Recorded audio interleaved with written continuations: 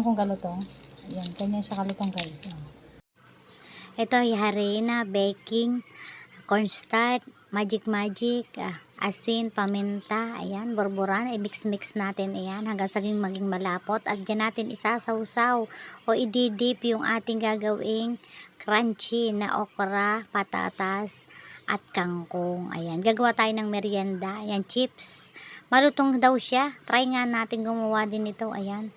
Tingnan natin, kasi nga hindi nangangain ng gulay ang mga bata, lalo na yung bunso, tinangain ng kangkong. I-prito natin, tingnan natin kung ano magiging lasa. Ayan, nagsample na tayo ng prito. Ayan na yung patatas na pinrito ko. Ayan, ang bilis, bilisan natin kasi kailangan na kasi matapos agad tayo.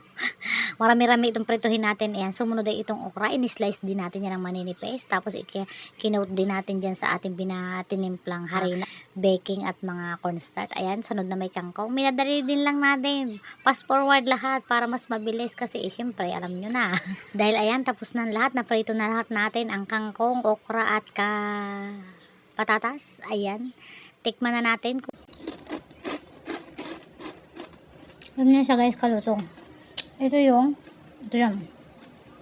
Itong kangkong. Malutong talaga. Ito yung patatas.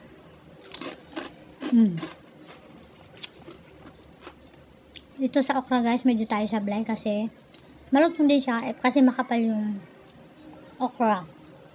Pero malutong din siya. Makapal lang kasi siya.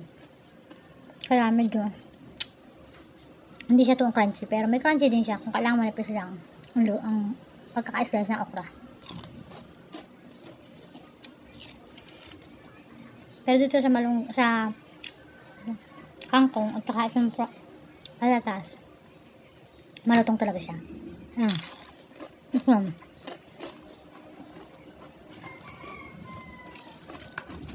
Naharap siya guys. At ito naman yung patatas. Ganyan siya kalutong guys. Tara, kain tayo guys. Ang sarap.